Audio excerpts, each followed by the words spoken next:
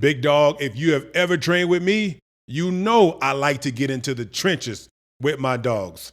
We are lifting together, running and conditioning together. We knocking down dummies. We're punching and driving sleds. I mean, I'm right there every step of the way. Because when I do that now, my dogs have no excuse. If I'm doing it, you got to do it.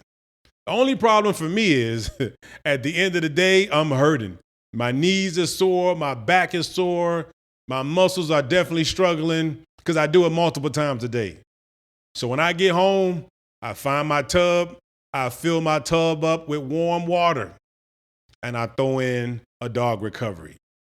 We know that in order to rebuild, we have to recover. Recovery is part of the plan. That's how we keep dominating and coaching and training on the level that we perform at. You gotta recover, right, Big Dog? So dog recovery has been huge for me. It's what has allowed me to continue to coach and train at the exact same level that I did the first time. I don't like going down in levels. I like to make sure I give my best every opportunity that I get, as so should you. So we have 5 dog recoveries right here. We have Sleep Savage, Muscle Melt, Grind Down, Zone Out, and my personal favorite, one of my favorites, Flex and Chill. I love them because not only do they help me recover, relax, and rebuild, but it smells fantastic too. I'm a guy that I like when things smell great, and they smell amazing. They are inspired by some of the colognes that you probably know, such as Chanel Blue and Savage Dior. They smell amazing, and I like when I come out of my dog recovery, out of my baths, out of my soaks, and I smell great too. Big Dog, you can find these on dogrecovery.com. Go get you one. Make sure you're recovered. Make sure you're rejuvenated, and make sure you're ready to rebuild and keep dominating on the level that you are. For all athletes, I'll see you at dogrecovery.com. Let's go to work. Work, work, work. Let's work. Work, work, work. What's up, Big Dog? This is Coach Roll, and we are back in the lab with Big Dog Trench Talk. We are back at it again with Got Sacks? As I mentioned to you, this is a very important topic to me, and we're going to continue to break this thing down to help you as coaches and athletes be the best at the line of scrimmage that you can be. If you have sacks, or if you don't have sacks, why is it? I think it is important to know not only why you are getting those sacks, because sometimes we seem to stumble in success, but it's also important to know why I am not, especially why I'm not getting sacks, or why am I not getting the amount of sacks that I would like. And yes, as I mentioned, there could be a number of different reasons why, and we're certainly breaking down those reasons that we need to be checking off our box. Number one, we talked about knowing before you go, knowing the offensive lineman that you are going against, and we broke that down in the previous podcast. The last podcast we just did talked about knowing the scheme. When you study the scheme, you will learn how to sack the back. And that was the big point that we made in the previous podcast, knowing what that scheme is, knowing that you are actually striking the scheme. You are attacking the coordinator. That's the person that you are trying to beat. The one that's behind it all, the one that is coordinating the offense. And that's what we're dealing with. And that was our previous podcast before this one. In this particular episode, we are going to talk about the problems with the detriments of getting ahead of your hands. We get too ahead of ourselves. We're getting ahead of our hands. And that's causing us to not be as effective and to not execute our moves at the line of scrimmage, or to not beat that offensive lineman with our pass rush moves. A lot of times it's because we are getting ahead of our hands, literally. We don't have good eye discipline. We are choosing the wrong time to see what I want instead of focusing on the fight. When I get to my point of attack, where me and that offensive lineman's path have crossed or are crossing, That's where my focus should be precise. That's where I should be really toned in and zoned in on my points of attack.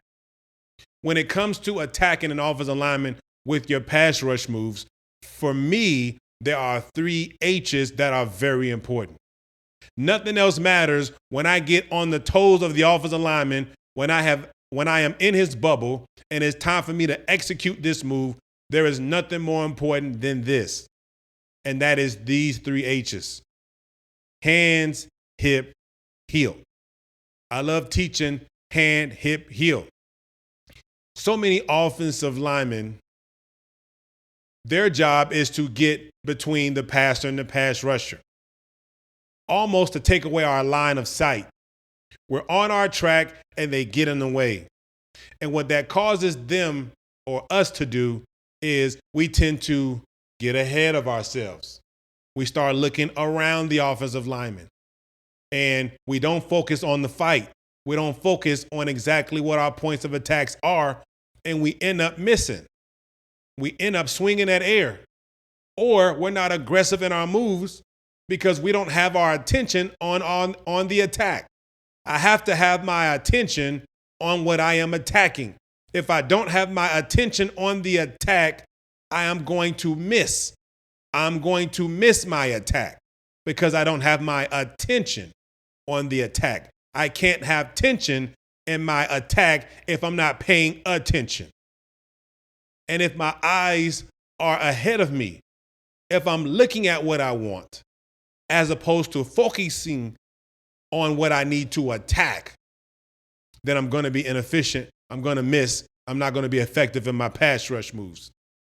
So sometimes the drills that I like to do is to have my pass rushers get off the ball and get to the toes of the offensive lineman, get into his space, whether it be whole man or half or quarter man.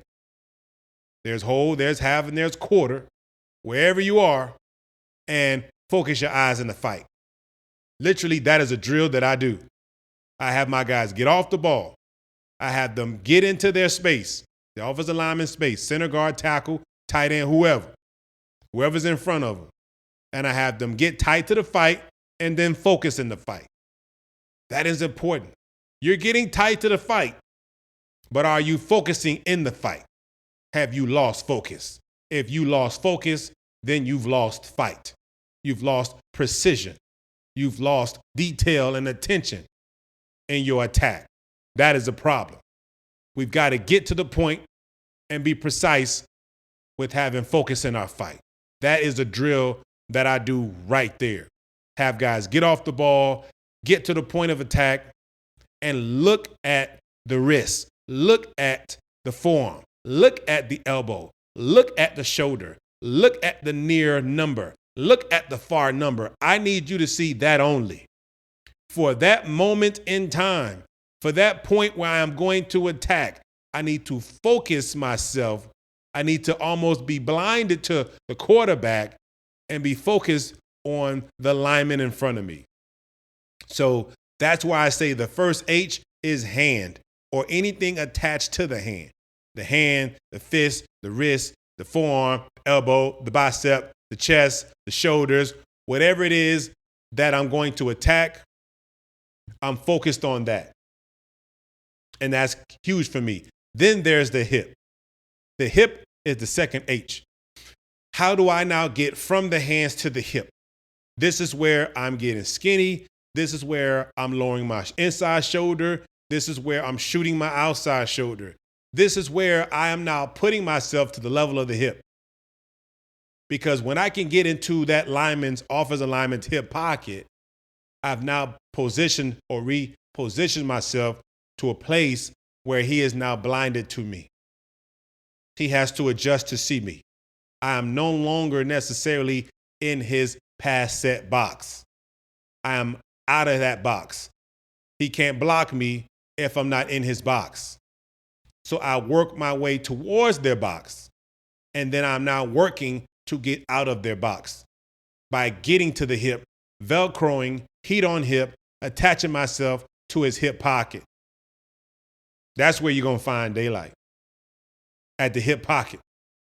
And then the last H is to get behind the heel. Once you can work to get behind the heel of the offensive lineman, at that point, they're chasing you. They're chasing you because you are now out of their box. Hand, hip, heel. And that speaks to now the closing phase, the sack phase, which I call the closing phase or the sack phase of the rush. The sack phase of the rush is how quickly can I go from back to quarterback? How many steps did that take me to get from his back to now the quarterback? Because once I get to your heel, I'm behind you. And that should be it. You shouldn't be able to recover at that point. And that's where we're not as precise in our rush. Some athletes, some pass rushers are taught to do a move twice. I'm not saying that has never worked, because that will be not true.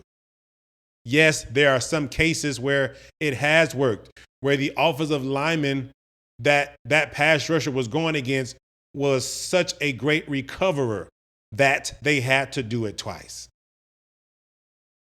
But if you can work to the hip after hitting the hands, I don't necessarily have to do that move twice. I can make my next move, but I don't have to do that exact same move twice. Because then sometimes, depending on what move we're talking about, typically you'll see when they say do the move twice, they're talking about a scissor or a sweep. When you do a scissor and a sweep twice, you can give the offensive lineman back surface again. You can show him your numbers again, especially if your feet aren't moving as fast as his, because it's all about your feet as well. It's not all about your feet, but it is all about your feet after those hands. Your hands get there because your feet got them there. But once we get there, if our eyes are not where they need to be, I freeze my feet. I may have active hands, but my feet are frozen and I don't get to the hip and the heel. And so when we are doing the move twice, oftentimes, I'll venture to say, it's not necessarily the best approach. What if he recovers and I have changed levels on him? I have abracadabra disappeared because I'm grabbing grass. I'm shooting my shoulder. I'm changing levels. I'm getting skinny in multiple ways to get skinny, but I'm not where I was when I first shot my first move. And that is huge. To be able to focus your eyes and not get ahead of your hands is crucial to precision at the point of attack. I'm going to say that again. When you develop the ability to focus your eyes in the fight, to focus your eyes and not get ahead of your hands, then you increase the probability of being precise with your pass rush moves. We've got to be precise with our fight. You don't have much time to throw that move 2, 3, and 4 times. I've got to get to you. I've got to throw that move. I've got to land that move. And I've got to get to the hip and heel. I got to get behind you. I don't have all day to dance in front of you. That's not what I'm here for. I got to get home. I got to get to you. With my dog trainer, the pad that I invented, this helps with that.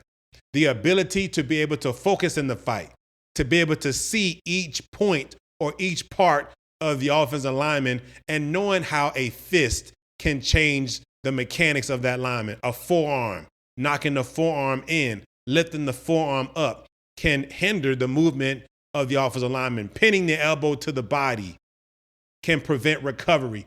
Punching the bicep may stop the punch of the offensive lineman. Attacking the shoulder, whether you're pulling it or pushing it, can alter the hip mechanics or the hip function of that offensive lineman in his pass set. There are different things. There's a cause and effect of when I'm attacking a specific point of the player. It manipulates his movement. It alters that foot placement, that hip opening, and it shortens and longs or lengthens his arm.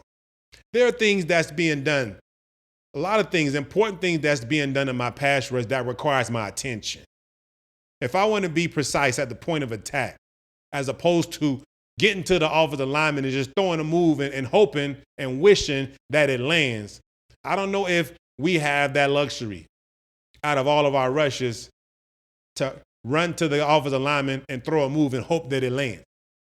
I got to know that it's going to land. I got to know that when I throw that punch or I sweep my hands or I execute a quick swim or a cross chop or a spin or whatever it is that I'm doing, I've got to be pretty sure that it's going to land. Now, is it always exactly where I want it to be? Absolutely not, because most linemen don't just leave their hands there. If they just leave their hands there for you to hit, they are not good at all. They're not good. But they're going to move that hand when you get tight to the fight.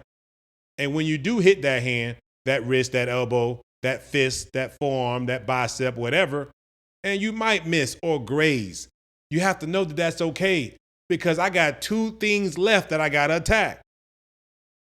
If I graze his hand and I didn't quite hit it as clean as I want to, there's still a hip and there's still a heel. I'm not done. I got more things to attack. And this is why we can't get ahead of our hands. We can't get to the front of somebody who's trying to stab and grab, who's trying to grab my wingtips, who's trying to wall and widen, all these different ways that they're trying to attack me. I can't get in front of my fighter and not focus. You cannot afford to get in front of the fighter and not focus. We're not going to just throw our hands and hope for the best. With Big Dog, most of the time, if you don't have the amount of sacks that you would like, it's because you're not focusing in your fight. Your eyes are everywhere. You're looking at way too much. You're trying to deal with way too much. And that's the issue. You have to have more eye discipline. Your eyes have to be able to focus. And that is a common issue. That is a problem with a lot of pass rushers. There's so much that you look at. There's so much you are trying to find instead of focusing on the one thing that truly matters. And that's the guy in front of you, especially when it's time to fight. So what are some things that can be done? Well, number one, hand-eye coordination drills are huge. They could be done as prep drills, where you might be having someone throw a tennis ball at you. There are definitely a lot of drills that I do with that if my athlete is having issues with his hand and eye coordination. Okay? But the hand and eyes have to be coordinated. What I'm looking at needs to be where my hands land. And sometimes, again, that's the issue. My eyes are someplace else. My hands don't exactly know where to go because my eyes aren't on my points of attack. Now, there are some really, really good pass rushers, let me add this in there to be honest, that can throw their hands and land their hands without looking at the offensive lineman. I know some. I've heard from some. Future Hall of Famers, current Hall of Famers, I've heard from some. But these are guys that have played against so many different pass setters that they know where their hands are going to be, and they can do this without looking. To me, it's almost like playing the piano without looking at the keys. It's like typing without looking at the keyboard. It's like texting without looking. You know, yes, there's a way where you can do things without looking, but that requires a lot of reps. A lot of us ain't there yet, where we have the skill. We think we have the skill to just get to a guy and know where his hands are while looking at the quarterback at the same time. A lot of us don't have it in us. Most of us need to take it one step at a time. Because that moment where you are striking the offensive lineman, you're talking about 2 steps. You can't focus your eyes for 2 steps. I'm going to get tight to the fight. I see that he has low hands. I've already watched film on him, and I know he has low hands. And now for 2 steps, I can't focus my hands in 2 steps. We got to be able to do that. We've got to be able to do that. I'm not saying you're looking at him the entire rush. Because once I get to your heels, you no longer are important to me at that point. I've got what I wanted. Now I can look at a quarterback. I've worked my way behind your heels. Now I've earned the right to look. Until then, I've got to work to see. I've got to work for that. I've got to earn the right to look. I tell my pass rushers, don't you dare look at that quarterback until you get behind his hip and his heel. When you get behind his hip and his heel, then you can look. Until then, what you looking for besides what's in front of you? Focus in the fight. Have great eye discipline and earn the right to see. Look when you've earned it. You ain't earned it, you can't look back there. And that's pivotal. We got to drill that. So tennis ball drills, having the ball thrown to you. I used to have my, when I was coaching, I would have my D linemen in their stance, 3-point stance, sometimes 2-point stance, and I would throw a football at them, right? Out of their stance. So they would have to come out their stance. I'd throw that ball at them, and that would help them with them bringing their hands together and getting their hands in front of them, because we don't want to get ahead of our hands. We don't want to get ahead of our hands, literally and symbolically. We can't afford to get ahead of our hands. So I would have them catch tennis balls or catch a football if I felt that their hands were too wide before they made their moves. Hands are too wide.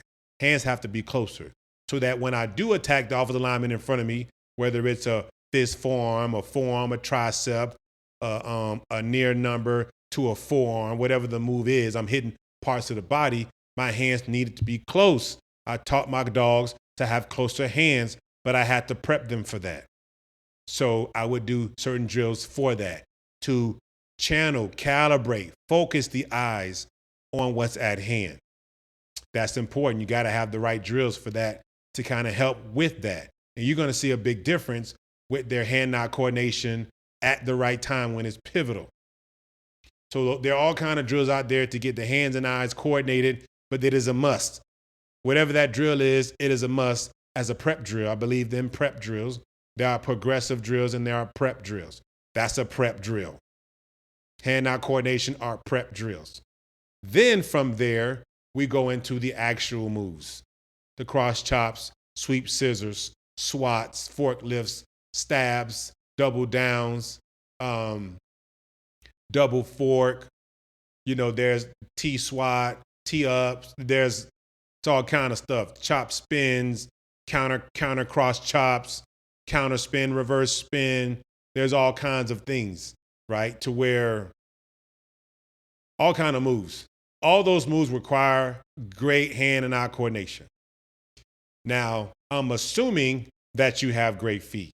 When I say great feet, all I'm really saying right now, at least, is that your feet are getting you tight to the fight.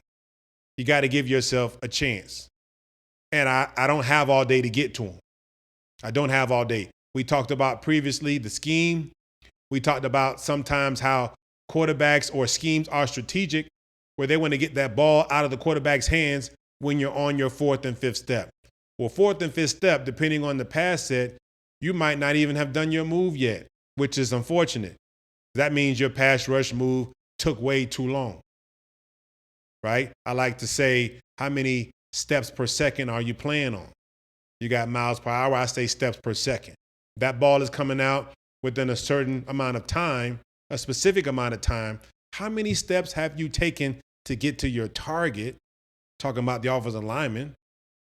And now how many steps do you have remaining after you made your move? How many total steps do you have to get home? So yes, our feet have to get us there, no doubt about it.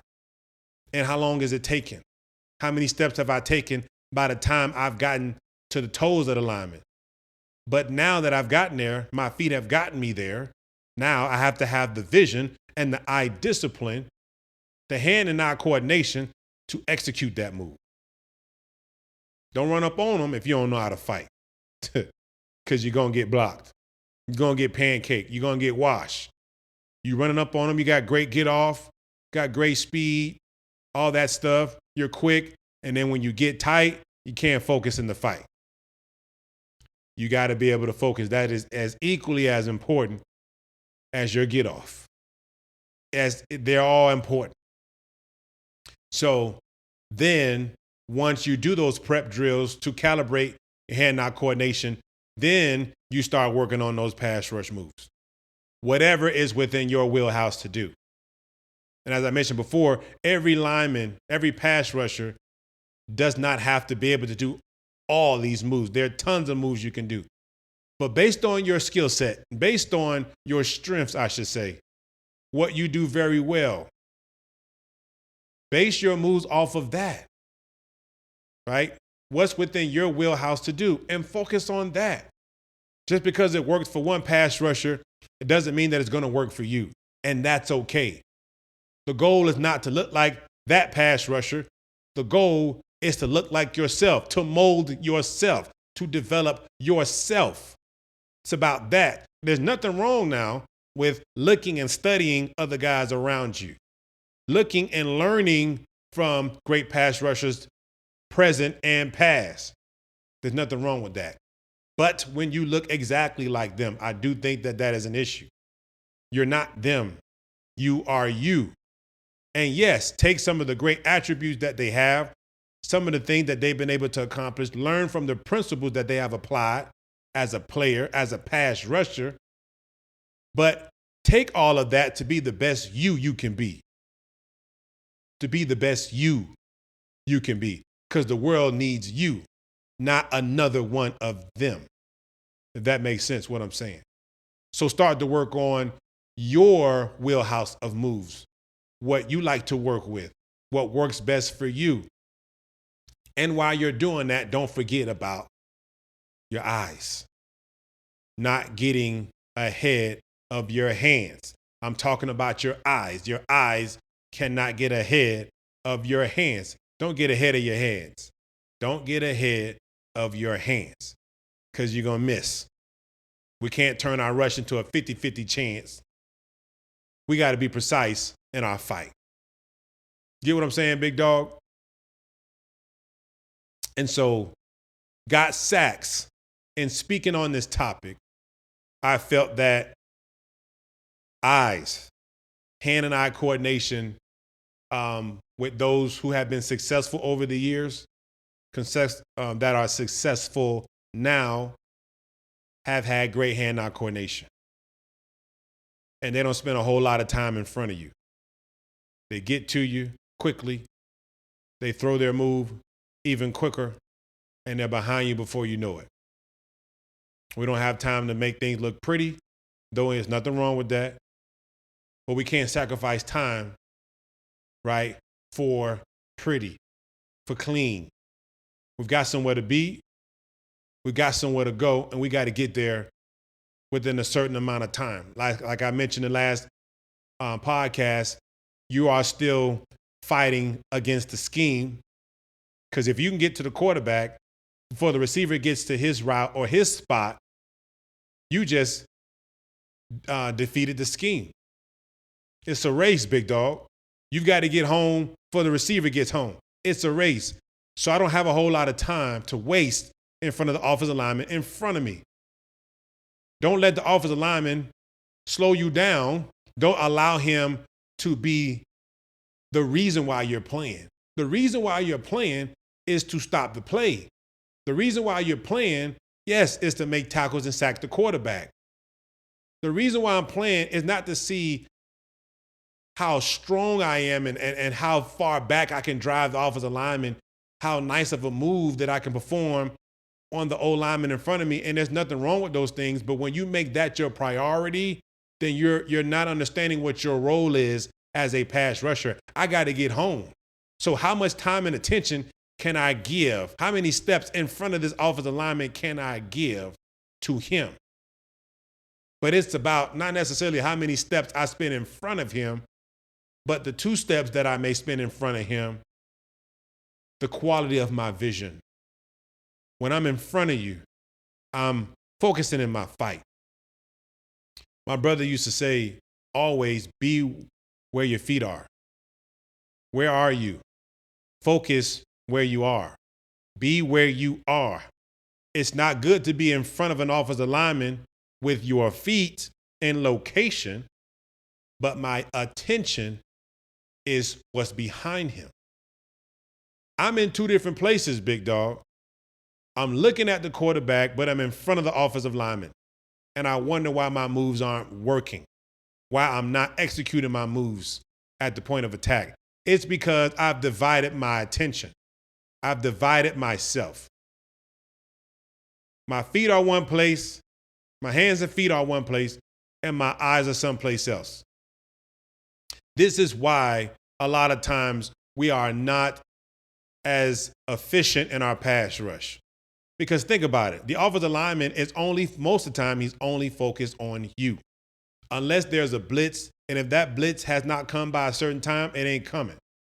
Or that offensive lineman and quarterback can see that there's a blitz coming because the blitzer has creeped up to the line of scrimmage, or they're a little closer to the line of scrimmage than they normally are. They know to be alerted. They know to alert their offensive lineman themselves and the lineman next to them because, hey, normally that linebacker is at 4 yards or 5 yards. His heels are on the 5. Now they're 2 yards away from the line of scrimmage instead of 5 yards away from the line of scrimmage. Apparently, I've got to alert myself and my offensive lineman because normally they're not there. Why are you closer to the line of scrimmage? So when they see that, yes, they start to make certain adjustments. But when that's not the case, their eyes are on you. So they're focused on you, but you're not focused on them. Who should win that fight? If you got 2 boxers in the boxing ring and one boxer is focusing on his fighter in front of him while the other boxer is looking in the stands and looking in the audience and looking at the ref or looking around his boxer, who you think is going to win that fight at the end of the match? The fighter that's focusing in the fight or the fighter that's looking past his opponent? I'm definitely going with the focused fighter. The focused fighter is going to be precise in his fight because he's looking at indicators. Before he even throws a punch, he's looking at shoulders dropping. He's looking at elbows flaring. He's looking at gloves dropping. He's looking at footwork, waist. He's looking at different things that are indicators for him that tells him what that boxer, what that fighter is probably going to do. He's tuned in. He's locked in. He's zoned in and focused on what's going on in front of him. But the fighter that can't focus can't fight. His eyes are everywhere. He's not paying attention to the indicators. He's not looking at any pre-snap reads, any pre-snap punches or pre-punched positions is what I wanted to say. He's not looking at all of that or none of that. How can he be precise? How can you look one place and aim somewhere else and be precise in that? That don't really happen like that. And that's a lot of what's going on in the pass rush world. We ain't focusing. We're not focusing. And let me tell you something. The way that you get better at focusing is focusing. The way that you get better at focusing is by focusing. You've got to practice focusing. You got to practice focusing. A lot of times, and again, this is not for everybody. If you're not in the business of rushing the passer, this may not necessarily be for you. But those times where I was in class, I taught myself to focus by focusing. The times I'm having a conversation with my wife, I focus. I focus on her. I stop what I'm doing and I focus. My children, I focus on them. Every chance I get to focus, I focus. And I try not to divide myself or divide my attention, and I'm not giving my full attention to what requires my full attention. We have to do a better job of focusing on focusing. I'm telling you, it's going to help so much, not with just you as a player, but with you as a person, man. We got to pay attention. We have to focus so that we can be precise in our fight. If you don't got sacks, or if you don't got as many sacks as you would like, it's probably because you're not focusing in your fight. You're not hitting, you're not landing your punches. Your eyes are someplace else. You're getting ahead of your hands, and your hands ain't landing. Got to improve that, big dog. Got to do a lot of practicing on focusing if you want to be precise in your fight. This is another reason why big dogs don't get home. It's part of the plan, big dog. Be where you are when you're there. Stop getting ahead of yourself. I know it's called pass rushing, and yeah, you're in a rush, but sometimes moving precisely may feel like you're moving slow.